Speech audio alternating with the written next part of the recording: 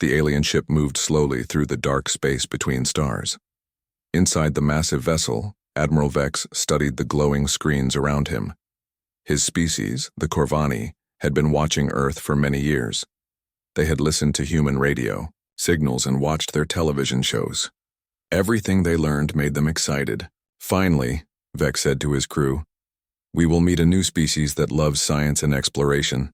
The humans seemed perfect for joining the galactic community. Their movies showed them dreaming about meeting aliens. Their scientists talked about finding life among the stars. The Corvani had helped dozens of species join the galaxy. This would be easy. "Admiral," called his communications officer, "we are now entering their solar system." "Good," Vex replied. "Send our greeting message. Tell them we come in peace, but something was wrong." Instead of curious scientists or excited explorers, the Corvani ship detected something else entirely. Weapons. Lots of them. On Earth, Captain John Parker stood on the bridge of the warship HFY Defender. Red lights flashed across his control panels. His crew moved quickly to their battle stations. "Sir," called Lieutenant Beth Adams from her station, "unknown vessel detected at the edge of our system. It's huge." "How huge?" Parker asked. 2 kilometers long, sir. That's bigger than our largest carrier." Parker felt his stomach tighten. This was the moment every human military officer had trained for. First contact with aliens. But not the peaceful kind they saw in movies. "Sound general quarters," Parker ordered. "All ships, battle stations." Across Earth's solar system, 300 human warships powered up their weapons. The aliens had expected wonder and curiosity. Instead, they found guns pointed at them. The alien ship continued moving toward Earth. Admiral Vex could not understand what was happening. His sensors showed him something impossible. The humans had not built exploration ships or science vessels. They had built warships, hundreds of them. "This cannot be right," Vex told his science officer. "Young species always build peaceful ships first. They explore, they learn, they grow. They do not build weapons." "The readings are correct, Admiral," replied the science officer. "Every human ship we detect is armed for war." On the bridge of the HFY Defender, Captain Parker watched the alien ship get closer. It was beautiful in a strange way. The hull curved like a living thing. Soft lights pulsed along its sides. It looked nothing like the sharp, angular design of human warships. "Captain," called his communications officer, "we're getting a signal from the alien ship." "Put it through," Parker said. A strange voice filled the bridge. The translation computers worked hard to make sense of the alien language. Finally, words came through the speakers. "Greetings, people of Earth. We are the Corvani. We come bearing gifts of knowledge and wonder. We wish to welcome you to the galactic community."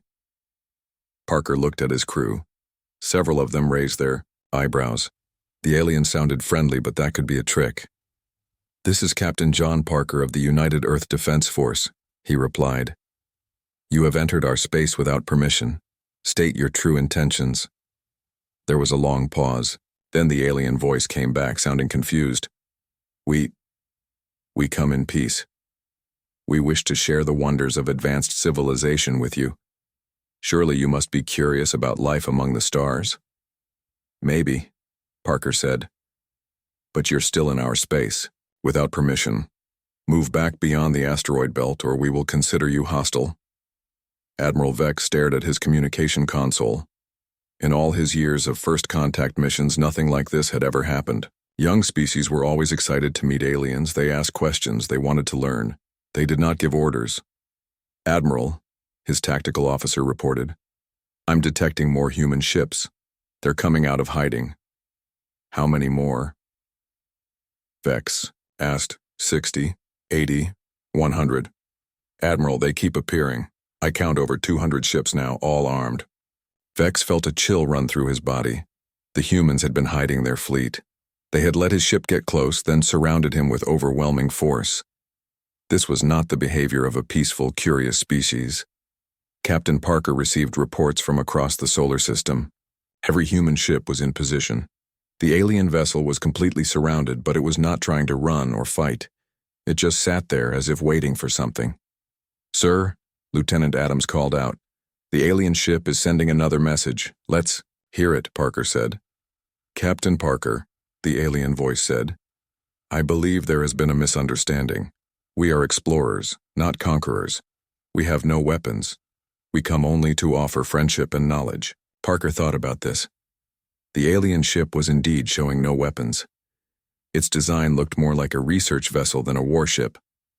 But that could be another trick. "Even if that's true," Parker replied, "you still entered our space without asking. We don't know you, we don't trust you. Until we do, you need to back off." On his ship, Admiral Vex tried to understand what was happening. The humans were treating him like an invader. They spoke of trust and permission as if they were equals. But they were just one planet. The Corvani Confederation controlled dozens of star systems. "Admiral," his first officer said quietly, "perhaps we should retreat and contact the Council. This situation is, unusual." Vex considered this, but retreating would look weak. It would suggest the humans were somehow superior to the Corvani. That was impossible. His people had been traveling the stars for thousands of years. "No," Vex decided. "We will complete our mission. These humans are simply afraid. Once they see our peaceful intentions, they will understand." He ordered his ship to move deeper into the solar system, toward Earth. That was his first mistake. His last mistake would come soon after. Captain Parker watched the alien ship continue toward Earth. The aliens were either very brave or very stupid. Every human weapon in the solar system was now locked onto their ship. "All ships," Parker broadcast, "weapons free.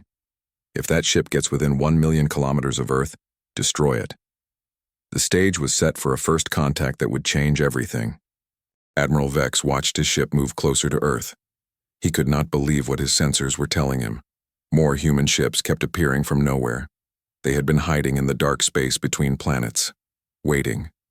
"Admiral," his tactical officer, called out, "Ship count is now at 350. They're all around us." Vex felt his hearts beating faster. His people had the best technology in the galaxy. Their shields could stop almost any weapon. But 350 ships was a lot of firepower. On the other side of the solar system, Commander Kate Wilson stood on the bridge of the UES Thunder. She had been watching the alien ship for an hour now. It was still moving toward Earth, ignoring their warnings. "Commander," her weapons officer said, "all fleet ships are reporting ready. We have the alien vessel completely surrounded." "Good," Wilson replied. "Send another message. Make it clear." She opened a channel to the alien ship. "Unknown vessel. This is Commander Wilson of Earth Defense Command. You have ignored our warnings. You have 10 minutes to turn around and leave our system. If you do not comply, we will open fire." The message traveled through space to the alien ship. "Admiral." Vex received it and felt confused. The humans were giving him orders like he was some common pirate. Did they not understand who he was? "Admiral," his communications officer asked, "should we respond?" "Yes," Vex said. "But keep it polite. These humans are clearly scared. We must show them we mean no harm." He activated the communication system. "People of Earth, I am Admiral Vex of the Corvani Confederation. We have traveled far to meet you. We bring gifts of science and technology. We want to help you join the galactic community." The response came back quickly. "Admiral Vex," Commander Wilson's voice said, "we did not ask for your help. We did not invite you here. You are in our space without permission. Leave now, or face the consequences." Vex could not believe what he was hearing. Young species were always grateful for contact with advanced civilizations. They wanted to learn. They wanted to grow. But these humans sounded angry. Back on Earth, President Robert Hayes sat in the underground command center. He was watching the situation through video feeds from the fleet.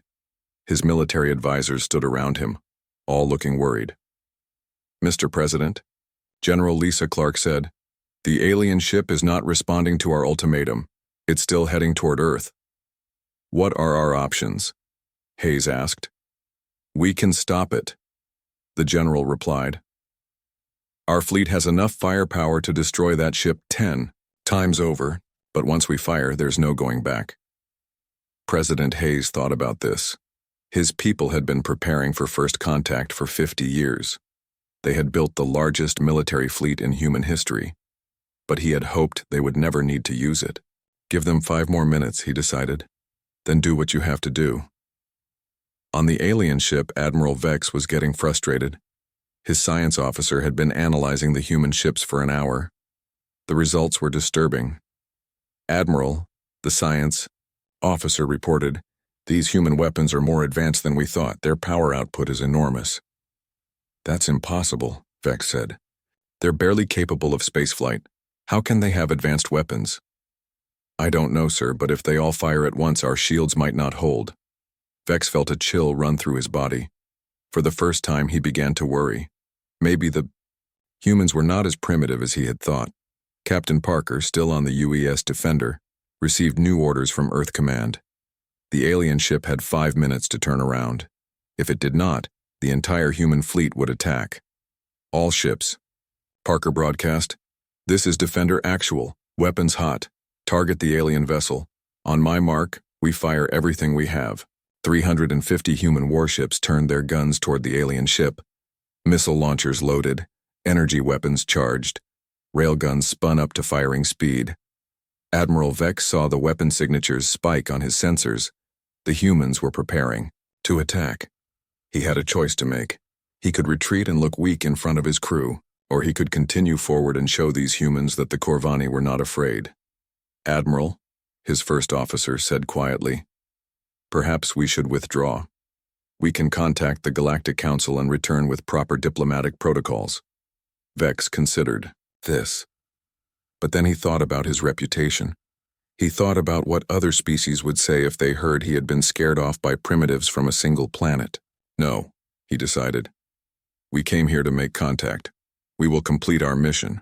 These humans are bluffing. They would not dare attack a peaceful exploration vessel." He ordered his ship to continue toward Earth at full speed. On Earth, General Clark watched the alien ship accelerate. "Mr. President," she said, "the alien vessel is not slowing down. It's actually speeding up." President Hayes closed his eyes for a moment. Then he opened them and gave the order that would change everything. "General," he said, "give Captain Parker authorization to fire." The message went out to the fleet immediately. Captain Parker received it and felt the weight of history on his shoulders. This would be humanity's first act of war against an alien species. "All ships," he broadcast, "you are authorized to engage. Fire at will. 350 human." Warships opened fire at the same time. The space around the alien vessel lit up like a star being born. The first human missiles reached the alien ship in 30 seconds. Admiral Vex watched them coming on his screen. He had seen weapons before, but never so many at once. "Raise shields," he shouted. "All power to defense." The Corvani ship's energy shields flared to life. They were the best shields in the galaxy, built with technology thousands of years old. They could stop anything. The first wave of missiles hit. Explosions lit up space around the alien ship.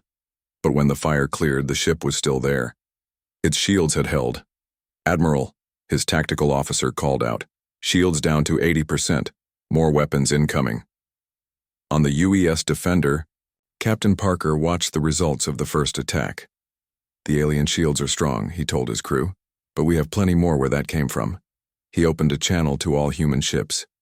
"All vessels continue firing. Rotate weapon types. Let's see what breaks their defenses first." The second wave of human weapons was different.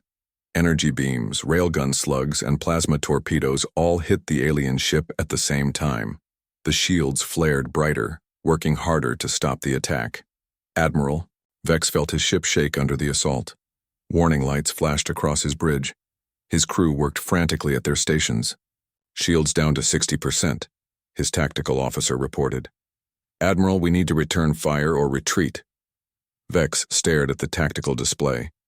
The humans had surrounded him completely. There was nowhere to run, and his exploration ship had only light weapons, nothing that could fight this many enemies. "Send a message to Earth Command," he ordered. "Tell them we surrender. We mean no harm." But the message never had a chance to reach the human fleet. The third wave of attacks was already on its way. Commander Wilson, on the UES Thunder, coordinated the fleet's assault. She had fought in 3 wars, but never against aliens. This was bigger than anything she had ever seen.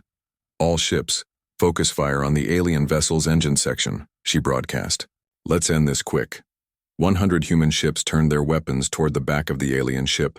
The concentrated firepower was enormous. When all those weapons fired together, space itself seemed to burn. The alien ship's shields finally broke. Admiral Vex felt his ship die around him. Explosions ripped through the hull. The lights went out. The air systems failed. His crew screamed as sections of the ship tore apart. "Emergency evacuation," he shouted. "All hands to escape pods." But there was no time. The human weapons kept firing. Each hit tore deeper into the alien ship. Sections broke off and drifted into space. On Earth, President Hayes watched the battle through satellite feeds. The alien ship was coming apart like a broken toy. He felt sick to his stomach. "General Clark," he said, "order them to stop firing. The alien ship is finished." "Yes, Mr. President," the general replied. She sent the ceasefire order immediately. The human fleet stopped shooting. In the sudden silence, the remains of the alien ship drifted slowly through space. There were no life signs. No escape pods had launched. Everyone aboard was dead. Captain Parker stared at the wreckage on his screen. He had been a soldier for 20 years, but this felt different. These aliens had come in peace, and humanity had destroyed them. "Sir," Lieutenant Adams called out, "we're receiving a priority message from deep space." "Put it through," Parker said. A new alien voice filled the bridge. This one sounded different from Admiral Vex. Older, more dangerous. "People of Earth," the voice said, "I am Fleet Commander Drack of the Corvani War Fleet. You have just destroyed a peaceful exploration vessel. You have killed Admiral Vex and his entire crew. This act of unprovoked aggression will not go unanswered." Parker felt his blood turn cold. War Fleet. That meant the ship they had just destroyed was not alone.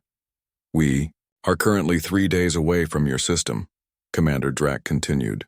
"When we arrive, you will pay for what you have done. The Corvani Confederation does not forget. We do not forgive." The transmission cut off, leaving the human fleet in stunned silence. On Earth, President Hayes called an emergency meeting. His top generals and admirals gathered in the war room. Everyone looked worried. "How bad is this?" Hayes asked. General Clark pulled up a star map. "We don't know much about Corvani military capabilities, but if they have a war fleet, it's probably much stronger than the ship we just destroyed." "How much time do we have?" the president asked. 3 days, if they were telling the truth. Hayes thought about this. 3 days to prepare for humanity's first interstellar war. 3 days to get ready for an enemy they knew nothing about. "What are our options?" he asked.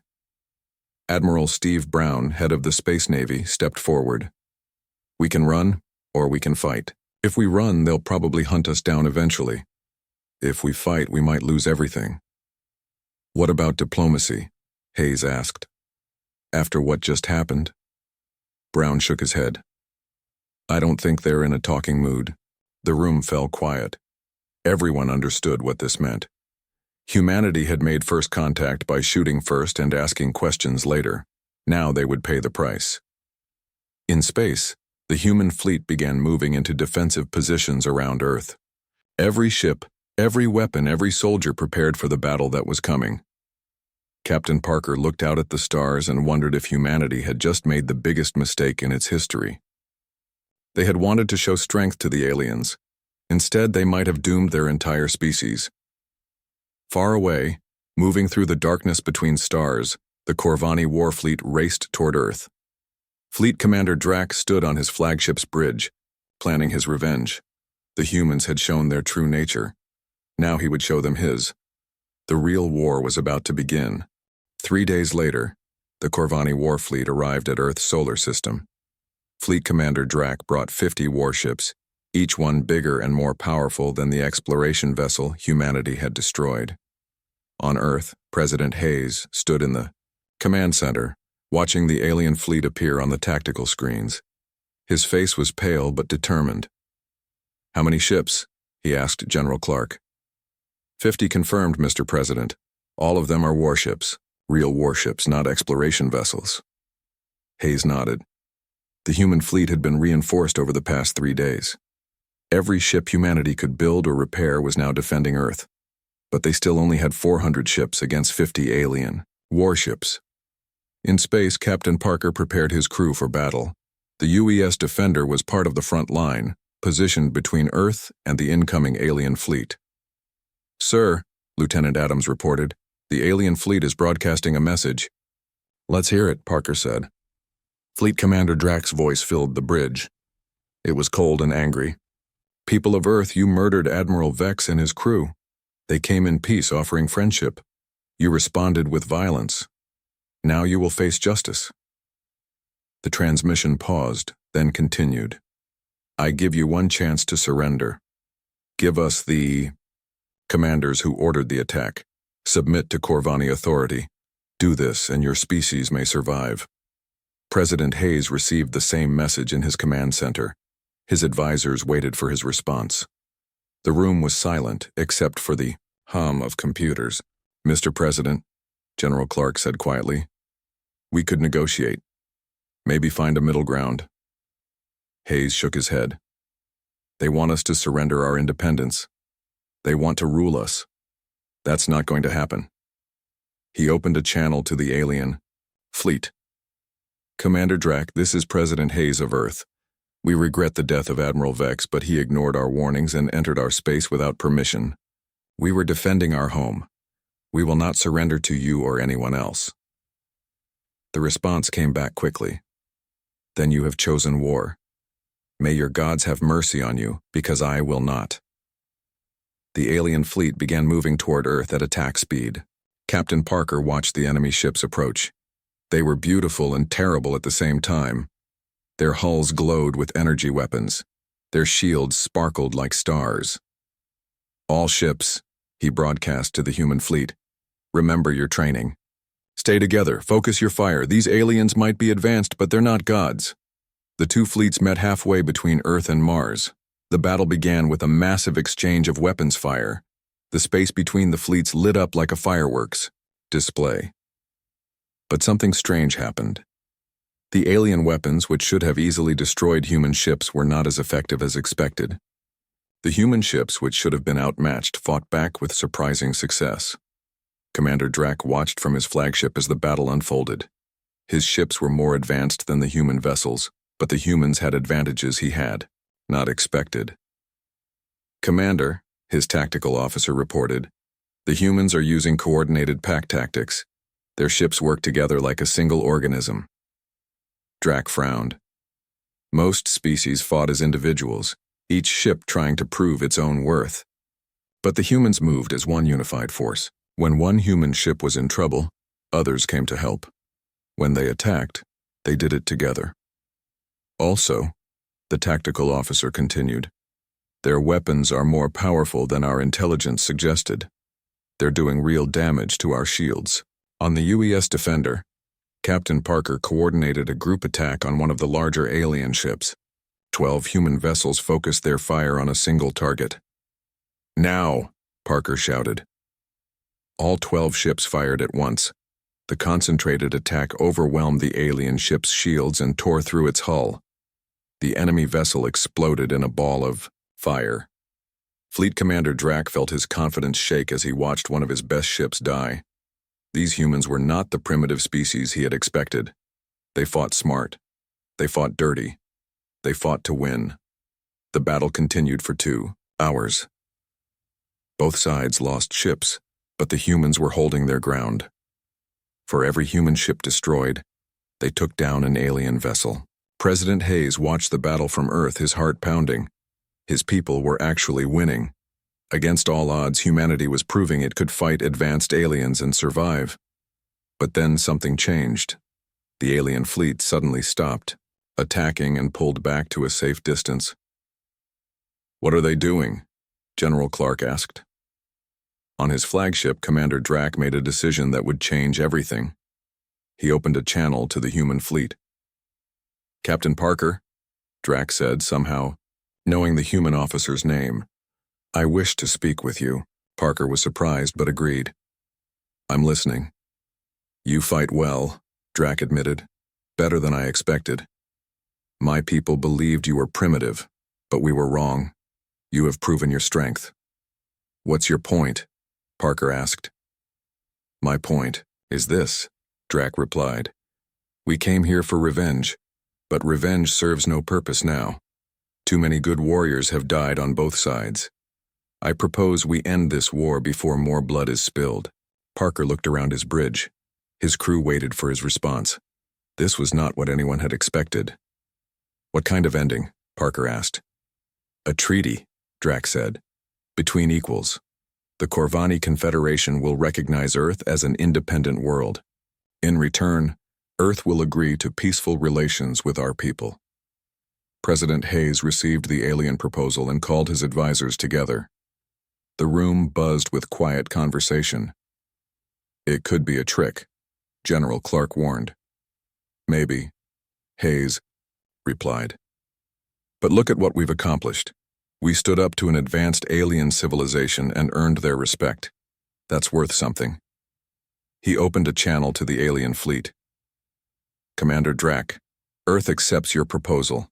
We will negotiate a peace treaty between our peoples. And so humanity's first contact with aliens ended not with conquest or surrender, but with mutual respect earned through battle.